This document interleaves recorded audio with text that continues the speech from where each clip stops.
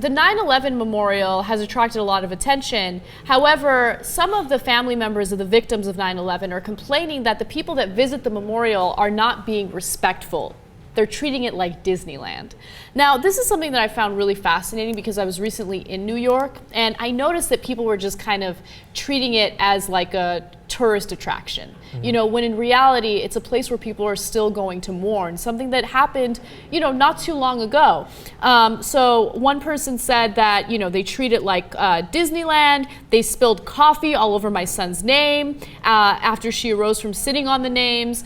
So people are upset about this, and I can completely understand why. But at the same time, should people always be somber when they're going to the memorial to pay tribute to the victims? Well, we've got, so the New York Observer covered this. We've got a quote from them, actually. They say, thousands of bodies may be interred on these 16 acres, but just as children frolic on the National Mall, the Vietnam and Korean War memorials are no worse off for it. The same goes for the 9/11 memorial.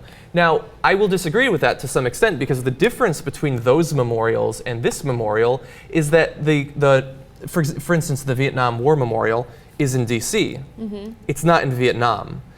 There's not often that the memorial is on the actual spot where the violence was done, and that to me does make a difference. Now, I've been to the 9/11 memorial, and that was fairly early on, so it might be more developed and bigger. At the time, it was very small. But when I went there, I was quiet and to some extent reverential, and I think that that's the purpose of it. Now, they're saying that it's going to continue to expand, and at some point, it's going to be a large park, and in New York, you don't have a lot of open spaces, so we have to expect that people are going to be a little bit wilder than you might want. But I don't like treating it as Disneyland as the way that they characterize it. I think that it should be for reflection on what happened and what we've done as a result of what happened.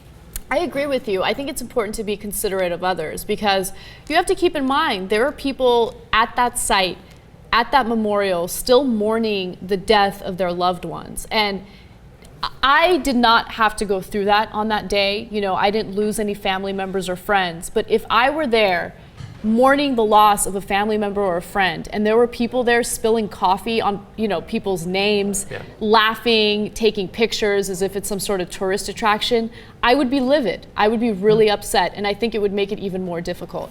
Go ahead, Rick. I also got to go see the 9/11 memorial when I visited New York and Boston in a joint trip. And when you're walking up there, you start feeling it, you know, in your heart. You start feeling like this is where it happened. So the fact that people are treating it, like you said, Disneyland a few times, is ridiculous. And when I was there, I saw people, and it honestly disgusted me when I was seeing people like taking pictures and like laughing around, and like, you know what, you could take pictures of this site. I think that's okay to an extent. But if you want to like smile and like do all this stuff and like pose in front of the memorial, I'm not for that at all, because you're just showing disrespect to the people who happen to lose their lives on that day. I guess I'm lucky that when I went there, like I said, it was early on, so that wasn't happening. Yeah. But I think that people who grew up in New York or near New York see it a little bit differently than somebody who's just visiting and is wrapped up in like, oh my God, New York. Like, I grew up an hour train ride away from New York. We used to go all the time. And one of the things that maybe it's silly of me, but growing up in Connecticut nearby, we always think if there's some sort of massive attack, like somebody blew up a nuclear bomb in New York or something like that, we're close to it. Like, we would not only feel it emotionally, but we might be affected by it physically. And so I think that the danger's more real when you're from that area. And I don't know for sure, but I imagine that a lot of the people who are making a game out of it are probably not from that area, and so it doesn't affect them the same way. And I wish that they could put themselves in the frame of mind of people who live in Manhattan or live nearby.